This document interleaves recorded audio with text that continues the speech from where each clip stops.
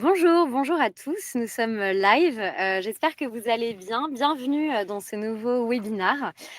Aujourd'hui, je suis accompagnée de Sophie de MyBizBox et de Clément de Combo.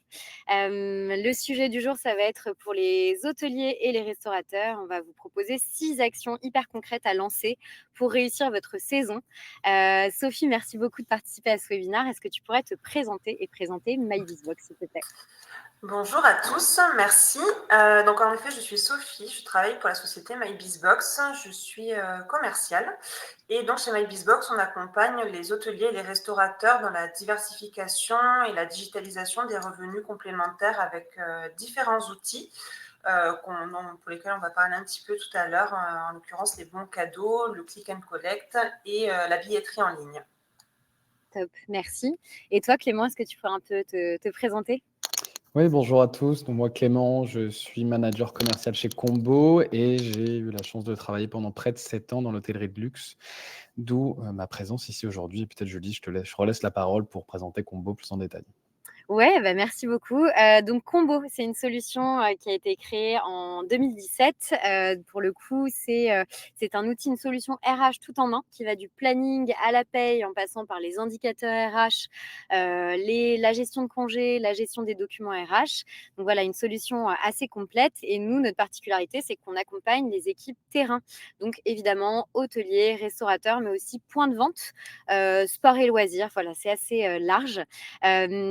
Et donc, on vous propose ce sujet aujourd'hui parce que là, on est à quelques temps de la grande saison qui va débuter cet été.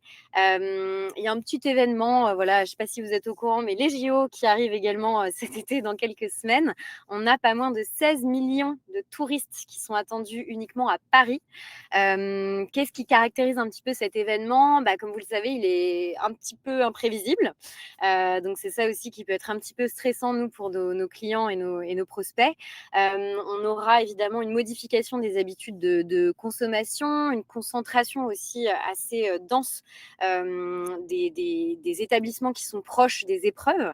En tout cas, c'est ce qu'on avait vu à Londres pour les JO d'il y a 10 ans. Donc on pense que ça va aussi se reproduire à Paris. Et en tout cas, ce que l'on sait, c'est que tous les types de restaurateurs et d'hôteliers sont concernés. Les zones touristiques vont exploser et ce qu'on sait aussi, c'est que les touristes qui se rendent à cet événement qui est majeur vont très certainement aussi rayonner en France avant ou après les Jeux. Donc ça n'impacte pas que Paris, mais plus largement toute la France. Ce pourquoi on est donc réunis aujourd'hui, c'est pour voilà, essayer de se motiver un petit peu avant la saison, essayer de se structurer. Nous, on est là pour vous lister 6 actions hyper concrètes à mettre en place facilement pour passer une super saison, en tout cas on l'espère, pour créer des offres spéciales, pour gérer l'onboarding de vos équipes, les fidéliser aussi parce que c'est important qu'ils reviennent, on l'espère, la saison prochaine et même vous lancer dans le click and collect, voilà, essayer de nouvelles choses que vous n'auriez pas anticipées. Le but, c'est donc des actions faciles à mettre en place, en tout cas on l'espère. Nous, on va vous faire vos retours de nos clients, essayer de voir un petit peu avec vous, de répondre aussi à vos questions. Si vous avez des questions, n'hésitez pas à les poser dans le chat, on pourra y répondre tout au long de ce webinaire et aussi à la fin. Donc surtout, n'hésitez pas. Et voilà, on va se lancer.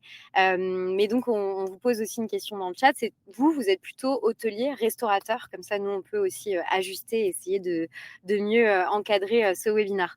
On va commencer avec l'action numéro 1. Donc, je vais m'adresser à toi, Sophie, pour le coup.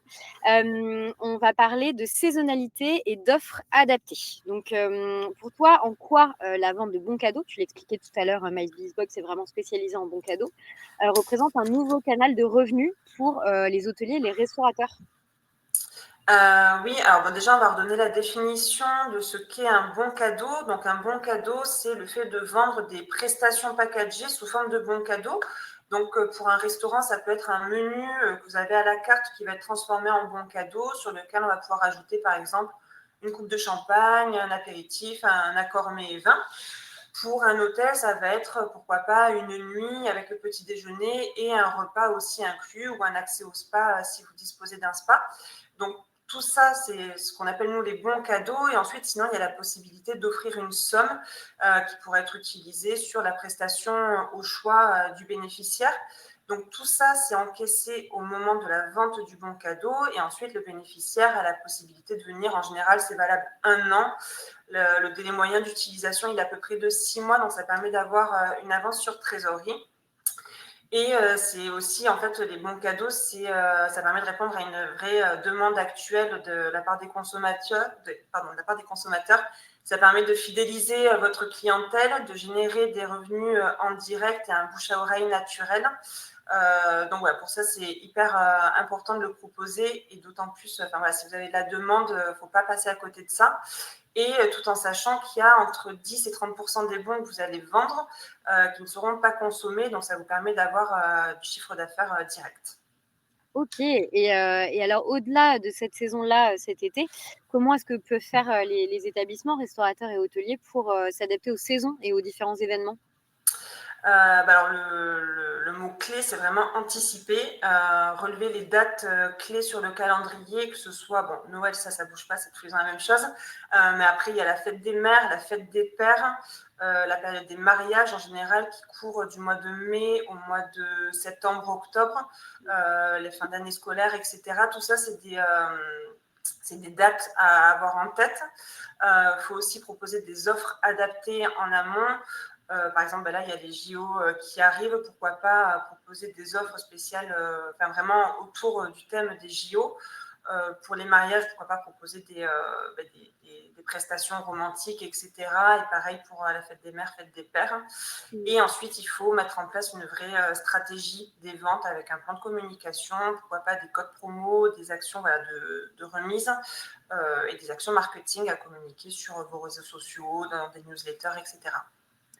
Mais alors là, on a plusieurs hôteliers restaurateurs connectés sur le chat. Est-ce que n'importe quelle taille de restaurant et d'hôtelier peuvent se lancer? Parce que ça correspond même aux plus petits. Alors, c'est pas forcément une question de taille, en fait, qui va définir si on peut se lancer ou pas sur les bons cadeaux. C'est plus une typologie d'établissement ou des services associés qui vont pouvoir être proposés. Par exemple, pour les hôtels, on voit que ça marche très bien sur les hôtels qui ont des services associés, comme un restaurant ou un spa, par exemple. Donc, ça peut être du 3, du 4 ou du 5 étoiles en hôtellerie. Mais voilà, à partir du moment où on peut faire des packages sympas, il n'y a pas de souci, il n'y a pas de taille minimum. On travaille aussi avec des chambres d'hôtes, etc. Donc, il n'y a pas de souci. Et ensuite, pour les restaurants, on est plus sur une typologie de bistronomique ou de gastronomique, ou alors avec un concept fort, par exemple les restaurants dans le noir, des restaurants immersifs, on va vraiment vivre quelque chose de différent. Donc, en fait, la vraie question à se poser, c'est est-ce que c'est quelque chose que j'ai envie d'offrir ou de me faire offrir? Et à ce moment-là, si la réponse est oui, faut se lancer, quoi. Ok, très bien.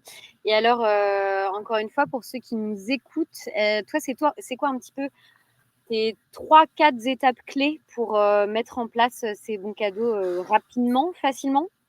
Oui, alors dans un premier temps, c'est réfléchir à ses offres. Donc voilà, quelle prestation on veut proposer. Il ne faut pas que ce soit forcément compliqué, mais il faut que ce soit quelque chose qui plaise, quelque chose qui change un petit peu. À quel prix on veut la vendre, la durée de validité et les conditions de réservation et d'annulation pour pouvoir en bénéficier. Il faut réfléchir à la logistique aussi. Comment les clients vont payer, à quoi va ressembler mon bon, comment je vais l'envoyer, est-ce que je l'envoie par mail, est-ce que je l'envoie par courrier.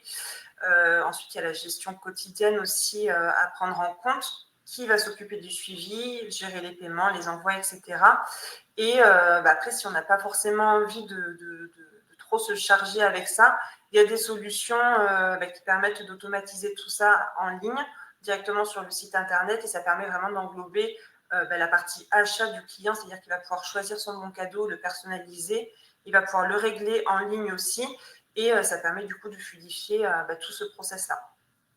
Et pour là, la saison qui arrive, est-ce que toi, tu as des exemples d'offres cadeaux que les restaurateurs et les hôteliers qui nous regardent pourraient mettre en place? Oui, alors du coup, pour les hôteliers, si vous êtes un hôtel avec, par exemple, un restaurant et un spa pour la fête des mères, il y a les offres journée cocooning qui fonctionnent très bien. Donc, par exemple, offrir un repas avec un accès au spa ou un accès au massage, ça marche très bien pour la fête des mères, si c'est des mères avec leurs filles qui peuvent en bénéficier. Pour les pères, il y a les séjours golf aussi qui fonctionnent bien, tout ce qui est dégustation de vin, dégustation de bière, etc. Ensuite, pour les offres plus romantiques dédiées au mariage et aussi anniversaire de mariage, parce que forcément, ça tombe sur la même période. Il ne faut pas hésiter vraiment à jouer le jeu, la carte romantique à fond, avec pourquoi pas une décoration romantique dans l'arrivée en chambre, bouteille de champagne ou coupe de champagne. Il y a aussi des établissements qui proposent des love box. Donc voilà, faut pas hésiter, faut oser. Il faut proposer quelque chose de différent et ça permet aussi de se démarquer de ce que peuvent faire les établissements concurrents à proximité. Et alors toi, vu que tu travailles pour MyBizBox et que voilà, j'imagine que tu connais bien le sujet, est-ce que tu décèles un petit peu des tendances côté consommation dans la vente de bons cadeaux? Alors sur la période d'été, vraiment les tendances, ça va être tout ce qui est achat groupé. Par exemple, pour les mariages, il y a pas mal d'établissements, notamment des hôtels qui font aussi lieu de réception, qui permettent à leurs clients, enfin aux futurs mariés, d'ouvrir des cagnottes et du coup, les futurs mariés envoient le lien à leurs invités et ça permet du coup de participer un petit peu en cadeau de mariage aux frais. Donc ça, c'est chouette. Ou sinon, de l'utiliser pour les 1 an de mariage, les noces de coton, venir un peu recélébrer ces moments-là. Et après, comme je disais, c'est vraiment proposer des expériences mémorables. Moi, j'ai des clients qui proposent, par exemple, une promenade dans les vignes avec un pique-nique au coucher du soleil. C'est des choses toutes simples qui peuvent se mettre en place assez facilement et qui changent du coup des séjours assez classiques qu'on peut trouver. Ça fait rêver en tout cas. Mais pour les personnes qui nous regardent, ce qui peut un peu moins les faire rêver, c'est justement l'équilibre entre ces offres d'expériences personnalisées est-ce que ça prend beaucoup de temps? Comment on gère justement l'efficacité d'un hôtel ou d'un resto classique avec toute cette mise en place? Est-ce que c'est pas trop chronophage? Alors, si c'est géré manuellement et qu'il y a beaucoup de demandes, en effet, ça peut être assez chronophage. Donc, l'idée, en effet, c'est si vous avez de la demande, il ne faut pas hésiter à digitaliser et à automatiser le maximum de tâches pour que les équipes sur place, justement, puissent se concentrer sur leur cœur de métier, à savoir l'accueil, le service, la cuisine pour les restaurateurs. Il faut savoir qu'il y a une grosse partie des bons cadeaux qui sont vendus entre 12h et 18h. Donc, typiquement, pour un restaurateur, c'est en plein pendant le coup de feu. C'est soit, sinon, il doit encaisser leurs clients qui doivent retourner au travail par la suite. Ensuite, ils doivent préparer la salle pour le service du soir. Et après, ils sont fermés parce qu'ils se reposent un petit peu. Donc, c'est vrai que le fait d'avoir des outils digitaux où le client il est complètement autonome sur son achat et sa personnalisation, au final, ça permet vraiment de fluidifier tout ça et de se libérer d'une charge mentale.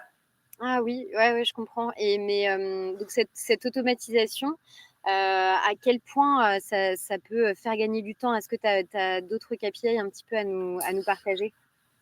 Oui, du coup, en discutant moi avec mes clients, les prospects, en l'occurrence, avant qu'ils mettent en place une solution digitale, ils me disent qu'entre toutes les étapes, entre la prise de contact pour l'achat d'un bon et l'envoi du bon en lui-même, ça peut leur prendre 20 minutes par bon.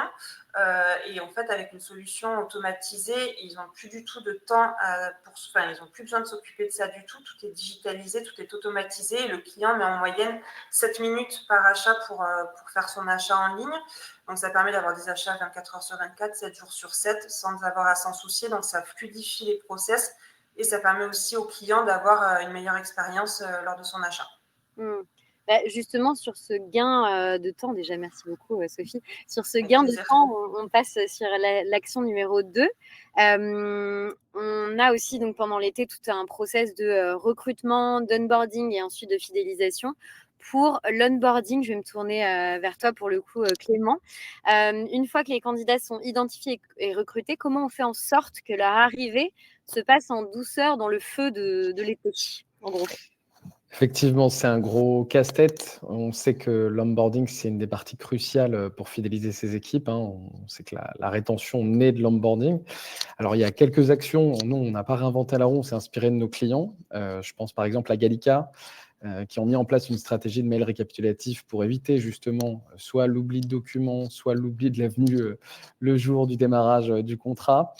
Il y en a aussi qui ont mis en place un système, alors j'ai la terminologie qui me vient en anglais, mais de buddy, donc de compagnons entre guillemets directement sur place pour aider à l'intégration des nouveaux arrivants. On peut essayer d'agrémenter ça aussi si on est en saison, et je pense particulièrement avec les touristes qui vont arriver, mettre en place des actions type des cours d'anglais aussi, parce que ça, c'est on va dire une stratégie qui peut s'avérer payante aussi. Ça peut être un petit peu prohibitif si le staff ne parle pas l'anglais. Après, il y a des actions beaucoup plus concrètes, on va dire terrain, dans l'entre-soi, où on peut mettre en place des petits déjeuners de bienvenue pour essayer de créer de la cohésion immédiatement. Inviter les nouveaux membres de l'équipe à passer du temps justement avec les équipes qui sont déjà en place. Ça permet aussi de mieux se connaître de manière un peu plus informelle. Il y a d'autres actions, et ça c'est plus organisationnel, on va dire, c'est de faire arriver les nouveaux collaborateurs par session. Par exemple, on avait des clients qui faisaient une nouvelle vague toutes les 2 semaines, sachant qu'ils avaient un flux très important de nouveaux collaborateurs. Ça permet aussi de renforcer le lien entre les nouveaux arrivants. Et évidemment, et alors là, je vais enfoncer une porte ouverte, mais qui est malgré tout essentielle, c'est de pouvoir en fait préparer en amont, évidemment, tous les documents, que tous les outils soient prêts, que les uniformes soient prêts, parce que ça, c'est vraiment le type de tracas et de soucis avec lequel on n'a pas envie de se retrouver au moment du coup de feu. Et puis, ça fait se sentir aussi bienvenu dans l'entreprise. Si moi, ça m'est Ouais, déjà arrivé, ouais. pour le coup, de débarquer dans une entreprise et qu'on sache pas du tout où est mon contrat, enfin voilà, c'est vrai que ça pose En de termes bonnes. de marque employeur, c'est moyen, effectivement. Ouais, c'est clair. Et justement, alors côté, tu parlais des documents, côté outils, et admin, c'est quoi un petit peu tes conseils pour, automatiser, le mot est pas très joli, mais industrialiser un peu ces arrivées pour que ça dépote, en fait? Effectivement, déjà, il faut déterminer un peu quels vont être ces éléments administratifs qui risquent de poser problème dans la gestion. Alors, typiquement, on va retrouver effectivement les contrats d'embauche, on va retrouver les DPAE qui sont là, on a vraiment besoin d'industrialiser si on a une dizaine d'extras, une vingtaine d'extras. Effectivement, avoir aussi un bon suivi du registre du personnel, parce qu'on sait que c'est une prérogative légale et obligatoire. Et donc, du coup, ça veut dire mettre en place, par exemple, des actions également sur le suivi de l'affiliation mutuelle, qui est toujours un casse-tête. Ça, pour l'avoir fait, pour connaître des collègues qui sont actuellement en train de recruter énormément, il faut gérer de ne pas oublier. Il y a le suivi des visites médicales également, qui ont pu être faites par l'ancien employeur. Et évidemment, pour tout ça, idéalement, c'est de trouver un logiciel qui permette de tout centraliser avec des systèmes d'alerte et de rappel. Là, on est en train de mettre en place le mouton à 5 pattes, ou peut-être pas. Mais en tout cas, c'est d'avoir effectivement un système qui permette de s'organiser. Et qui dit document aussi, on parle aussi de fiches de paye, mais donc ça me fait penser au salaire. On Mmh. sait que le coût, des salaires, le coût humain d'une entreprise, c'est ce qui représente, la majorité d'un budget. Comment faire pour bien se staffer de manière, efficace? Ouais, alors déjà, effectivement, peut-être revenir sur la première assertion, c'est extrêmement variable dans le milieu de l'hôtellerie et de la restauration. Dans l'hôtellerie de luxe, par exemple, ça va représenter 30 à 40% de la masse salariale. Dans la restauration rapide, ce sera beaucoup moins, ce sera entre 25 et 28%. Et on peut monter jusqu'à 50% pour les établissements gastronomiques dont parlait Sophie tout à l'heure. C'est vrai que la restauration, elle est plus impactée en général en fonction de l'activité que l'hôtellerie en elle-même, qui est plus simple à gérer. Et donc, une des clés, si ce n'est la clé, c'est vraiment de déterminer son besoin fixe, quelle que soit l'activité. C'est-à-dire pour qu'il y ait un roulement, que ça fonctionne. Ensuite, sur l'ajustement, je dirais que le plus intéressant, et là, je vais parler de mon expérience passée, j'ai eu à gérer des événements dans le groupe hôtelier dans lequel je travaillais, c'est d'avoir un pôle d'extra et de contrats flexibles en interne. Parce qu'on sait que l'une des dépenses principales, tu l'as dit, c'est effectivement le staff. Si en plus on doit rajouter le coût d'une agence, ça commence à devenir très compliqué, surtout pour les petits établissements. Et là, c'est vraiment réussir à fidéliser ses équipes d'année en année. Et pour ça, ne pas hésiter, par exemple, à payer un poil plus ses extras, légèrement au-dessus du marché, ce qui fait une balance avec le fait de travailler avec une agence. Ça augmente la fiabilité et ça augmente aussi l'efficacité. Si on arrive à avoir ce roulement d'année en année et finalement fidéliser véritablement avec une marque employeur forte les gens qui travaillent pour nous, ça peut valoir le coup parce qu'on va retrouver des gains de productivité assez importants. Mmh. Et pour le coup, bon, un prévisionnel, c'est un peu dur parfois de savoir comment bien prévoir ses équipes. Côté, vente, pareil, vu que comme je disais, là, cet été, c'est un petit peu imprévisible. On a, évidemment des sentiments de ce qui va se passer et c'est un petit peu dur, je pense, pour les hôteliers et les restaurateurs de savoir, quelles vont être leurs ventes. Comment, toi, quels conseils tu peux donner pour essayer de bien aussi staffer leurs équipes en fonction d'un prévisionnel de vente qui est difficile à prévoir, justement? Ouais, et beh, 1er élément évidemment dans le cadre d'une saison, classique, c'est faire de l'empirique, hein, donc c'est reprendre, les données des années précédentes. Ça va être le meilleur indicateur, c'est son propre indicateur et souvent, dans la téléréalisation, on n'a pas toujours tendance à reprendre ces données, c'est-à-dire on fait au fil de l'eau, alors que ça peut être extrêmement intéressant et une vraie base de calcul. Ensuite, il existe des solutions, comme par exemple l'achat de données, via des cabinets, de conseil chez KPMG. Ça va être des beaucoup plus petits cabinets à l'échelle locale également. Donc ça permet de faire de la surveillance de marché et également aussi, si on s'entend bien avec ses collégionnaires, du milieu, c'est demander directement, voir avec la concurrence les pics d'activité, donc en regardant les différents taux d'occupation des concurrents, par exemple. Et il y a un 3e élément qui est, là, un bon moyen de planifier réellement, c'est, l'analyse des événements locaux. Tout simplement, qu'est-ce qui se passe dans ma commune, pardon, qu'est-ce qui se passe dans ma région? Via la mairie, via, les instituts privés, on peut se renseigner et du coup, anticiper un petit peu, le flux. Et là, encore une fois, on croise ça avec, la donnée des années précédentes dans son Mmh. propre restaurant ou dans son propre hôtel. OK, ouais, je comprends. Bah, en fait, cet été, vu comme on disait, tout va être un petit peu imprévisible, ça donne aussi peut-être envie de se lancer dans des nouveaux modèles. Là, je me tourne vers toi, Sophie. Si on a envie de se lancer, par exemple, dans la vente à emporter, alors je pense tout de suite aux restaurateurs, mais j'imagine que les hôteliers aussi peuvent le mettre en place. Toi, Oui, tout à fait. c'est quoi déjà, est-ce que tu peux reparler un petit peu de la vente à emporter et du click and collect? Est-ce que c'est exactement la même chose? Qu'est-ce que Oui, bah, en fait, la vente à emporter click and collect, c'est le fait, d'acheter en ligne, un menu ou des plats, de venir les récupérer et de les consommer en dehors de l'établissement. Donc ça peut être chez soi, mais ça peut aussi être, ailleurs dans un parc, et cetera. Ça, c'est vraiment, à voir. Ça s'est beaucoup développé pendant le Covid, malheureusement pendant le confinement, mais c'est une tendance qui continue encore maintenant à se maintenir. Alors, soit ça peut être très ponctuel pour certains établissements sur les fêtes de fin d'année, par exemple, mais nous, on a des clients qui ont maintenu une carte à emporter de façon quotidienne. Toutes les semaines, ils ont leur menu à emporter. Et après, il y en a qui le font aussi sur certains événements, finale de match de Coupe du Monde. Et du coup, typiquement, pendant les JO, ça a aussi sa place. Alors, par contre, il faut un petit peu différencier le click and collect de ce qui peut se faire sur les plateformes type Uber Eats, etc. Pour nous, le click and collect, c'est plus de la précommande. C'est quelque chose qu'on va acheter, enfin, qu'on va un petit peu plus anticiper, qu'on va acheter et pour lequel on aura certainement une notice pour réchauffer, des conservations, etc.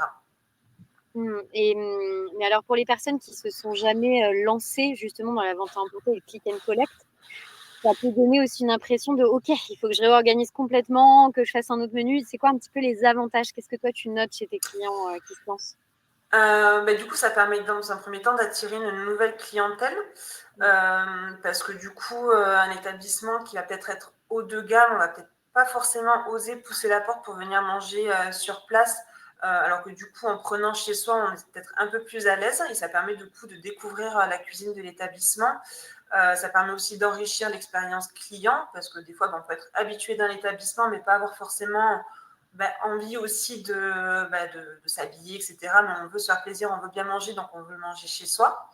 Ça permet aussi, alors ça c'est surtout pour les restaurants d'hôtel, pour lesquels des fois on a aussi un peu de mal à pousser la porte, où on ne sait pas forcément qu'il y a un restaurant dans cet établissement ou qu'il est ouvert au public.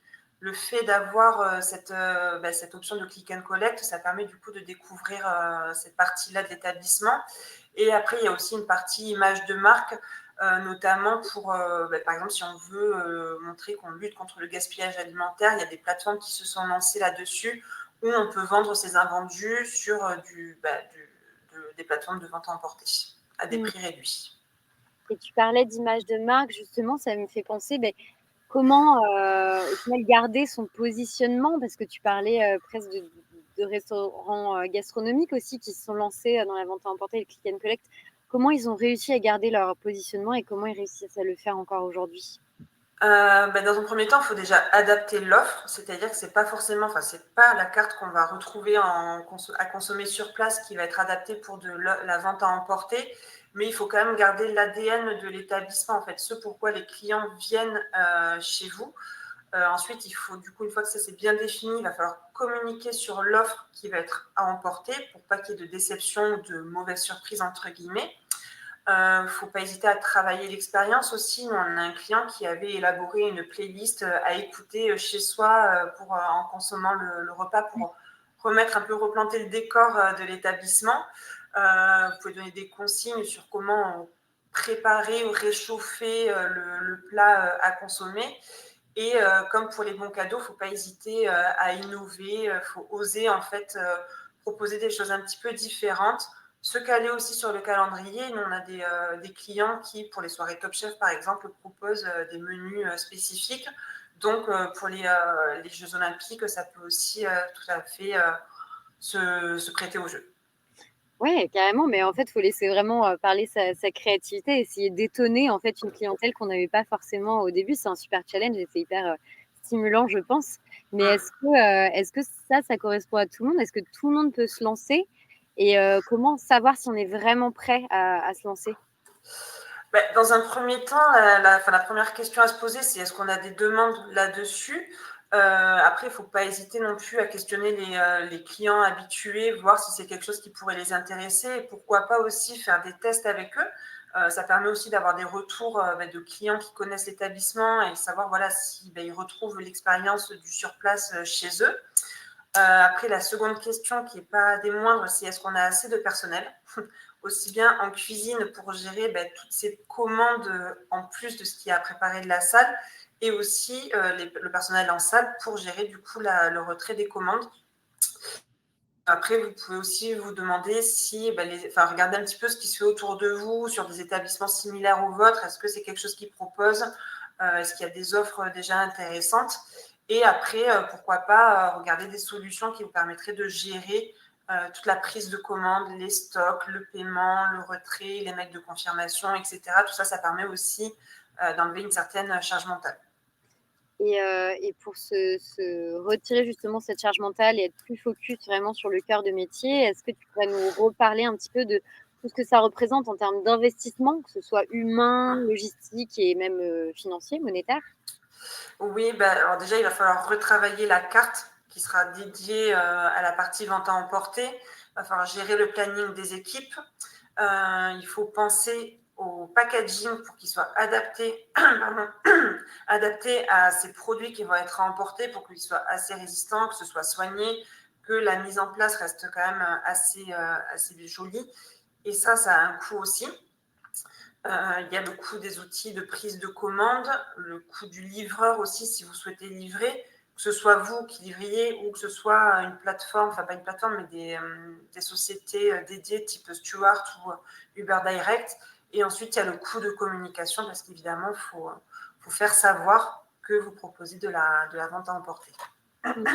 Et pour savoir, j'imagine que tout ça est hyper pertinent pour les personnes qui regardent, mais est-ce que toi, tu as des données clés ou des retours sur le comportement d'acheteurs? Qui sont-ils et qu'est-ce qu'ils achètent?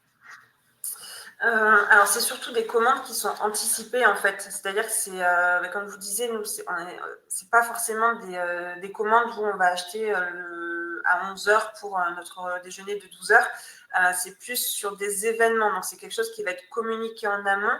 Donc, c'est quelque chose qui va être anticipé sur les fêtes de Noël. Pour vous donner un exemple, parce que c'est là où on a la plus forte activité, on est sur 50% des commandes qui sont faites 5 jours au moins avant la date de retrait. Et sinon, c'est en amont, c'est avant 5 jours. Donc, c'est quand même quelque chose qui est assez anticipé. Ensuite, pendant le Covid, on a pu voir que c'était des commandes qui étaient très peu annulées, c'est-à-dire qu'il y a moins de 1% des commandes qui étaient annulées. Donc, c'est quelque chose où les clients, en fait, ils commandent et ils s'engagent là-dessus. Et ensuite, c'est pour vous donner des petites anecdotes un petit peu marrantes. La commande qui a été faite le plus longtemps à l'avance a été à 72 jours. Donc, pour le coup, c'était très, très anticipé. Et ensuite, on a une personne qui a commandé 40 choucroutes pendant le Covid à emporter. Waouh! Côté confinement, on n'était pas au top, mais voilà. Je ne sais pas ce que je dois penser de cette anecdote, mais en tout cas, c'est une sacrée soirée. C'est une chose est sûre. C'est ça. Et pour le coup, Clément, là, je m'adresse à toi, pas au sujet de la choucroute, mais au sujet justement de gagner du temps sur les tâches chronophages. Toi, quand tu parles à nos clients Combo, c'était quoi un petit peu les solutions qu'ils utilisaient avant de passer chez Combo? C'est assez simple, c'est ce qu'on peut s'imaginer, hein. C'est le traditionnel crayon de bois avec le papier ou un Excel. C'est à peu près tout, hein, parce qu'il y avait pas vraiment d'alternative, hormis les outils spécialisés. Le souci de ces méthodes-là, c'est que ça représente pas, et ça, je pense que ça parlera à chacune des personnes qui est connectée et qui a eu un jour à faire un planning ou à calculer des heures en fin de mois, ça crée des erreurs, ça crée des oublis. Ça peut créer énormément de frustration également au niveau des employés, sur les heures travaillées, sur des oublis de communication, sur des oublis et la communication, ça peut très bien être au niveau de leur poste, de leurs heures, mais aussi de la nouvelle carte, des nouveaux process. Enfin, vraiment, il y a c'est quelque chose d'assez récurrent, le manque de centralisation de l'information. Évidemment, je venais de l'évoquer, mais le calcul des heures qui peut être incorrect. Et là, je m'arrête dessus parce qu'il y a surtout un risque avéré en cas de contrôle, chose qui est toujours assez désagréable. Et après, on revient sur la partie employée, on peut avoir des erreurs de paye. Et là, c'est tout un autre problème. Effectivement, ça accroît les tensions et surtout, c'est une perte de temps qui est assez significative. J'imagine également, sans trop de mal, qu'il est arrivé un jour à certains de nos auditeurs aujourd'hui de supprimer littéralement leur planning. Donc, la suppression des données, ça fait partie des risques. Et à la longue, tout ça, qu'est-ce que ça crée finalement? Peut-être du turnover, un manque de suivi des collaborateurs. Donc, c'est vrai que c'est plus on va dire un imbroglio administratif, c'est un vrai souci sur aussi la durée de vie des employés. Ouais, bien sûr, parce que tout ça, comme tu disais, c'est source de frustration. Et puis, au bout d'un moment, on le voit là, depuis le Covid, le marché du travail a complètement changé. Et en gros, si les collaborateurs sont pas contents, juste ils passent au Ils s'en resto. vont. Voilà, ils s'en vont. Et justement, pour pas arriver jusque-là, comment, quand il s'agit d'assainir un petit peu, parce que c'est vraiment ça le sujet, assainir la gestion RH, c'est quoi tes conseils? Par où est-ce qu'on doit commencer? Quelles questions on se pose en fait pour se lancer? Déjà, je dirais que c'est comprendre, c'est comprendre qu'est-ce que c'est qu'un processus récurrent dans son établissement, pour pouvoir mettre en place les bons automatismes, parce que l'idée derrière tout ça, c'est quand même de gagner du temps et d'éviter du stress et de la charge de travail supplémentaire. Parce qu'on ne va pas se mentir, en hôtellerie et en restauration, le cœur de métier, c'est pas de faire de l'administratif. Donc la première question, ce serait: quels sont les éléments dont j'ai besoin systématiquement? Ça, ce serait vraiment la première chose. Deuxièmement, c'est effectivement se couvrir de tous les aléas légaux. Donc, qu'est-ce que je peux faire pour être en conformité légale systématiquement? Troisième patte à tout ça, c'est effectivement, on en a parlé, c'est le rapport aux employés. Comment on fait pour qu'il y ait de la rétention? Comment on fait pour que les rapports soient sains? Eh bien, c'est déjà de faire un état des lieux des points de tension qu'il existe entre, déjà pour le gérant, pour soi-même, et également les points de tension qu'il peut y avoir à son niveau avec les équipes ou même les équipes entre elles. Et une fois qu'on a taclé ces sujets, eh bien, on peut se poser la dernière question qui va être: où est-ce que je passe le plus de temps finalement administrativement et comment je fais pour découper en tout cas, ou faire disparaître carrément ce temps perdu? Et ça, cette équation entre le gain de temps, la conformité, le coût aussi, parce que ça a un coût tout ça, d'assainir sa gestion RH, c'est une équation qui est délicate et je pense que l'équilibre est dur aussi à trouver. Pour les personnes qui nous regardent, c'est quoi un peu tes conseils pour essayer au maximum de gagner sur tous les tableaux, même si c'est, comme je disais, un peu délicat pour toi? Alors là, je vais essayer de répondre sans répondre parce que c'est compliqué de ne pas parler de combo et de faire de favoritisme. Mais évidemment, c'est d'avoir un outil qui centralise tout. Alors, on prend vraiment du démarrage du processus, c'est-à-dire du recrutement avec l'établissement des contrats, d'avoir tout finalement ce registre du personnel qui soit bien géré, ensuite pouvoir faire ses plannings facilement, le centraliser également. C'est finalement comment m'assurer de rester conforme et d'éviter leur cadre, en fait, tout en étant réactif. Ça, aujourd'hui, il y a pas mal d'outils qui le proposent et c'est vrai que ça me paraît être un essentiel, c'est-à-dire que ce n'est pas c'est pas un retour sur investissement qu'on peut voir immédiatement, mais si on commence à calculer son taux horaire et le temps qu'on perd justement sur les tâches administratives, on aura très vite fait de s'y retrouver. L'idée, évidemment, c'est de pouvoir aussi, et là je suis ce fil conducteur, c'est quelque chose qui fait perdre énormément de temps aux restaurateurs et finalement à toutes les personnes qui ont des employés, c'est de pouvoir sortir facilement les variables de paye afin de ne plus perdre des heures. J'en discutais encore hier avec Alfred Hôtel, qui est un groupe hôtelier qui se lance, et ils m'ont expliqué qu'aujourd'hui, leur plus gros casse-tête, c'est ça. C'est qu'ils se retrouvent avec des données incorrectes à la fin du mois. Et du coup, c'est très, très compliqué. Donc, effectivement, on revient sur cet outil magique, entre guillemets, qui centralise. à la fois planning, à la fois le calcul des heures et finalement tout le tracas administratif. Et une fois que la saison est lancée et qu'on est un petit peu dans le feu de l'action, c'est parfois dur de prendre du recul, de faire un pas de côté et de se dire ok, qu'est-ce que je peux améliorer maintenant qu'on est lancé vraiment dans le feu de l'action. Est-ce que toi, tu as des conseils, des réflexes un petit peu à adopter pour faire ce pas de côté?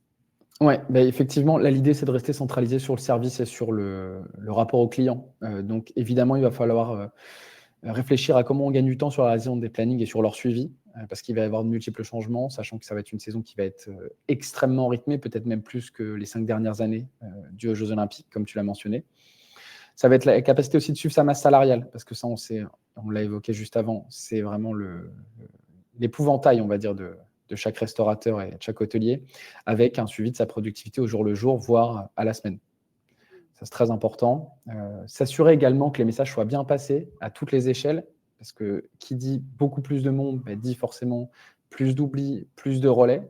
Donc, avoir quelque chose qui permette justement de faire que tout redescende, que ça passe de la tête de l'établissement jusqu'en bas, jusqu'au dernier employé. Et ce qu'on peut mettre en place, par exemple, justement pour éviter ces écueils, bah, c'est des débriefs avec vos managers ou toutes les semaines ou tous les jours, faire des points sur l'affluence, faire des points sur la gestion des stocks, parler en amont des prochains événements à venir, peut-être de faire remonter par vos équipes également tous les points d'attention qu'eux ont vus. Ça, très important, je pense, d'avoir du feedback, des retours directs, parce que pas perdre de vue que vos employés, finalement, c'est la première, c'est la courroie de direction de l'établissement. Finalement, c'est eux qui vous font remonter littéralement tout ce qui se passe, tout ce qui fonctionne, mais aussi tout ce qui ne fonctionne pas. Ouais, mais justement, quand on a plusieurs équipes, comme tu le disais, la remontée d'informations est un petit peu délicate parfois. Mmh. Comment on peut faire pour que les managers et les gérants aient une bonne vision terrain, une version objective et une bonne vision terrain? Alors, bah, il y a faciliter la communication, ça va être assez simple et là, je pense que personne va tomber des nues. Évidemment, mettre en place des applications de communication. Là, je pense à n'oubliez pas de créer un groupe WhatsApp, avec, soit vos managers, soit, l'ensemble de l'établissement, mais en tout cas, d'avoir des lieux d'échange, immatériels. C'est important aussi. On a aussi Oui. une messagerie interne chez Combo. Ouais, je voulais éviter d'en parler, mais très bien, c'est noté. Effectivement, après les traditionnels, affichages sur le lieu de travail, en cas d'un quelconque changement, d'une quelconque nouveauté, ça, c'est extrêmement important. Il y a des personnes qui sont moins digitales que d'autres, il faut les prendre en considération et c'est la mise en place, bah, par exemple, de, briefs hebdomadaires, voire des briefings journaliers. Je l'évoquais juste avant, mais c'est hyper important de le répéter. Ça reste quand même le point d'ancrage le plus important pour vos équipes et également, une des choses importantes et qui n'est, je trouve, pas assez mentionnée dans la profession, c'est la formation en continu. Donc c'est d'organiser des formations soit en interne, soit en externe régulièrement, bah, pour que les personnes justement gardent cette vision terrain et surtout incarnent, soit le service, soit, la mentalité de votre établissement, tout simplement. Ouais, très bien, hyper intéressant. Il nous reste 2 actions à vous partager à tous. On arrive à l'avant-dernière. Sophie, je vais te poser la question. MyBizBox se spécialise aussi dans la billetterie en ligne, et les événements. Qu'est-ce que c'est en réalité? Pourquoi on met en place des événements? Bah, alors, un événement, alors pour vous donner quelques exemples, par exemple pour un restaurant, ça peut être une soirée où le chef va inviter un copain chef aussi pour signer la carte à 4 mains le temps d'une soirée ou d'une semaine, ou enfin, peu importe, pour quelques services. Ça peut être aussi des soirées concerts, ça peut être des brunchs, des soirées stand-up. Enfin voilà, c'est vraiment des moments que vous allez organiser de façon ponctuelle dans l'établissement. Et ça, en fait, ça permet de donner de la visibilité à l'établissement, de le dynamiser, de se démarquer des concurrents aussi. Pour un hôtel, ça va aussi permettre de dynamiser le restaurant de l'hôtel, d'attirer une clientèle locale qui ne vient pas forcément dans l'établissement. Et ça permet aussi de se démarquer de la concurrence et d'augmenter le nombre de couverts. Pour vous donner un exemple, on a un hôtel avec qui on travaille sur Marseille qui a lancé tous les mercredis des soirées dans son établissement. Et ça a vraiment permis de dynamiser du coup des soirées qui sont un peu mortes de façon habituelle. Et du coup, le fait de créer des événements réguliers et à chaque fois un petit peu différents, ça permet vraiment de créer une synergie, une dynamique et de faire venir du monde. Ouais, encore une fois, c'est la créativité qui parle, mais n'hésitez pas à vous inspirer de toutes les bonnes pratiques qu'on partage aujourd'hui. Et comment on fait alors pour gérer la vente des billets facilement? Souvent, moi, j'ai des clients qui me disent: «Ah oui, c'est vrai, j'aimerais bien faire ci, ça, mais je ne sais pas comment m'y prendre» et en fait, c'est vrai qu'en ayant des outils adaptés, toujours plus dans l'idée de fluidifier les process et de se simplifier la vie, c'est vrai qu'il y a des outils digitaux qui permettent, MyBizBox en propose, mais il y en a d'autres aussi, hein, qui proposent ça. C'est vraiment, l'idée de ne pas surcharger les équipes. Il y a suffisamment de choses à gérer en amont quand on organise un événement, pour pas se rajouter en plus la prise de réservation par téléphone et cetera. Donc le fait d'avoir un stock, enfin un nombre de places dédiées, un outil qui permet aux clients de réserver, de régler directement en ligne, ça sécurise l'établissement en cas de no-show, tout est déjà réglé et ça permet du coup de fluidifier tout ça et de gagner en visibilité. C'est des liens, en fait, c'est des boutiques qui sont, des boutiques qui sont créées avec un lien dédié qui peuvent être partagés sur les réseaux sociaux, dans des newsletters. Du coup, ça rend la communication et la visibilité des événements beaucoup plus facile. Et ouais, au final, c'est ce qu'on vous dit, ceux qui participent aujourd'hui à ce webinaire, je pense que vous avez tous un peu la même problématique, c'est comment essayer d'alléger la charge mentale pour un événement qui sera déjà assez stressant, enfin pour une saison qui sera déjà assez stressante comme ça. Donc MyBizBox et Combo sont là pour vous aider. Et justement, on arrive à la dernière action, ne partez pas parce qu'on va parler de fidélisation et de retour des employés vers votre établissement l'année prochaine, on l'espère. Juste avant de passer la dernière action, je voulais vous passer un petit sondage dans le public. Il va y avoir un petit sondage qui va arriver. Est-ce que vous souhaitez avoir plus d'informations sur MyBizBox ou sur Combo ou sur les deux? Et dans ce cas-là, vous serez rappelé par nos équipes qui sont très sympas des deux côtés. Je passe à la dernière action, Clément. Alors, justement, on a parlé onboarding, on a parlé charge mentale, on a parlé administration. Comment on motive les équipes à rester jusqu'au bout de la saison et comment on fait pour les faire revenir l'année d'après?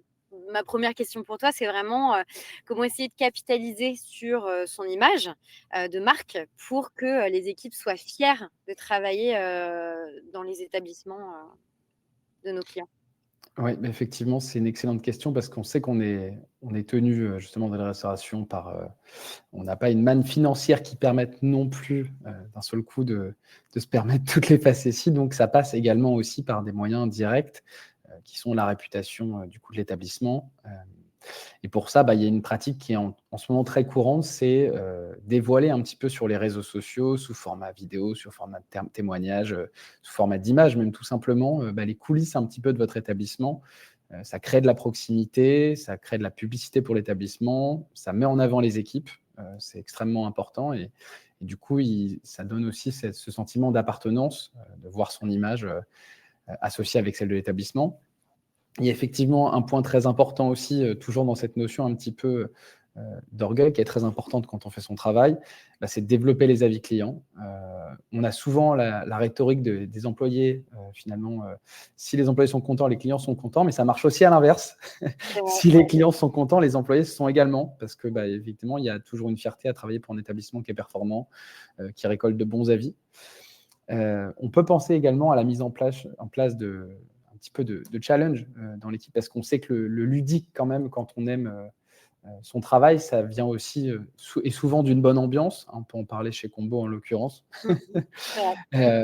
Mettre en place également, et puis ça c'est peut-être la dernière action, c'est mettre en place des logiques de primes ou d'incentives. Effectivement, si les résultats financiers sont très bons et qu'on peut se le permettre, ça reste une carotte non négligeable pour les employés. Et également, surtout peut-être important dans le cadre où vous avez beaucoup d'employés saisonniers, bien tout simplement mettre en place une fin de saison, c'est-à-dire une petite fête ou des choses qui permettent de marquer le coup. Oui, complètement. Et justement, tu parlais de motiver, de fidéliser. C'est quoi pour toi un peu les 2 gros conseils pour essayer de favoriser la confiance entre équipes, ce qui est parfois un petit peu compliqué? C'est assez simple, hein, là-dessus je ne vais pas m'étendre, c'est une communication fluide, donc ça veut dire, finalement, avoir, toutes les infos en interne, toutes les ressources en interne directement, pouvoir bénéficier par exemple peut-être d'une application mobile pour, les plannings, mais également les SMS pour ceux qui n'ont pas, l'application. Garder un œil également sur les heures travaillées via la pointeuse. Ça, c'est vraiment le contrat de confiance entre les 2 parties. Ouais, ouais, c'est clair. Mais justement, nous, avec Combo, on a une pointeuse digitale qui fonctionne très bien, mais elle peut être aussi prise comme un outil de flicage. Les gens sont parfois un petit peu méfiants. Comment, toi, tu expliques à nos clients, en gros, tes conseils pour faire passer la pointeuse sans qu'il y ait de guerre ouverte? Ben là, mon conseil, il sera unique parce que je pense que c'est assez simple. C'est vraiment une affaire de pédagogie. C'est-à-dire que la pointeuse, c'est un élément de contrôle à la fois effectivement pour l'employeur, mais il ne faut pas perdre de vue que ça l'est aussi pour l'employé. C'est-à-dire que c'est le garant de la bonne conformité des horaires et justement, ça évite les litiges. Encore une fois, ce n'est pas une notion obligatoire en France, mais je pense qu'amener de la bonne manière, ça peut être une notion très rassurante aussi pour l'employé pour dire: «Bah, tu vois ici, tes horaires sont suivis, il n'y aura pas de coup de Trafalgar».